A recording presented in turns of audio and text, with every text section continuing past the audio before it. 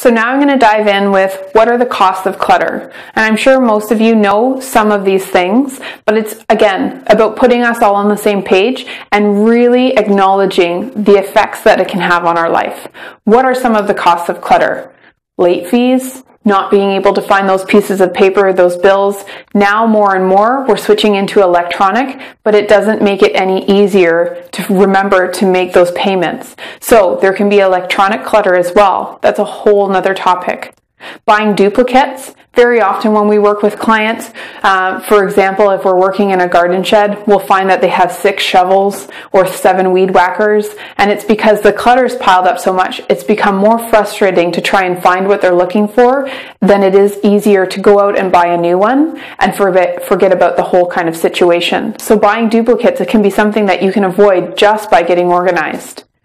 The mental health effects that it has, we see a direct correlation between clutter and mental health. The reason being, a lot of the people we work with tell us that they feel unwell, that they feel depressed, that they don't know where to begin, and we see that clutter, once removed, gives them this lightness, this ease of ability, this peace of mind.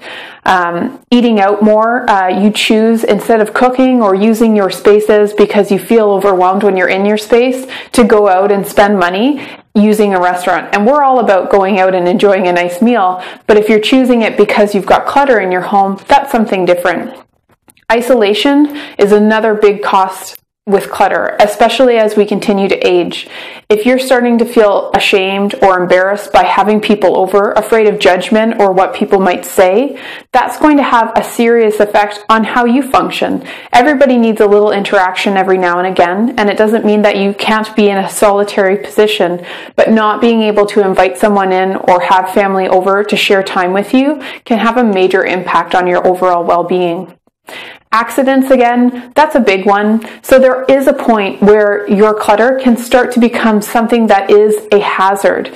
If there was a fire, if there was something going on, and we're not trying to use a fear-based tactic, we're just trying to be realistic. You want to make sure that you are able to exit your home and that others are able to come into your home for the same reason that you don't want to have anybody get injured if they're trying to help you if you're in distress. There are a lot of other costs of clutter, but one of the things that we want to help you with is how do you identify the clutter before it comes in?